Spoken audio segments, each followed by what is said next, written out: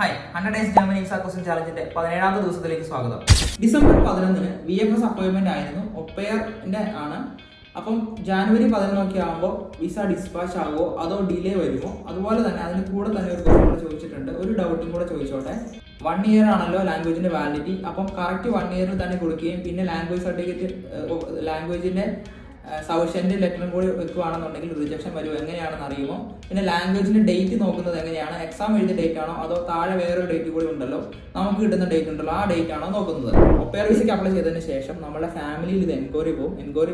എൻക്വയറിക്ക് ശേഷമാണ് നമുക്ക് visa process ആയിട്ട് വരുന്നത്. അതുപോലെ തന്നെ നമുക്ക് ഒപ്പയറിന് ലാംഗ്വേജിന്റെ വാലിഡിറ്റി വരുന്ന 1 ഇയർ ആണ് വരുന്നത്. നമ്മൾ എക്സാം എഴുതിയ ഡേറ്റ് ആണ് നോക്കുന്നത്, അതിന് താഴെ നമുക്ക് കിട്ടിയ ഡേറ്റ് അല്ല നോക്കുന്നത്. നിങ്ങളുടെ ലാംഗ്വേജിന്റെ വാലിഡിറ്റി 1 ഇയറിനുള്ളിൽ താഴെ ആയിരിക്കണം. ഫുൾ മൊഡ്യൂൾസ് ഉണ്ടായിരിക്കണം. A1, A2, B1, B2 ഏത് ലാംഗ്വേജ് മൊഡ്യൂൾസ് ആണെങ്കിലും ഫുൾ ആയിട്ട് ഉണ്ടായിരിക്കണം. അതുപോലെ തന്നെ ഗോവിത്തയുടെ ആയിരിക്കണം. ഇതാണ് ഇതിന്റെ ഒരു ക്രൈറ്റീരിയ വരുന്നത്.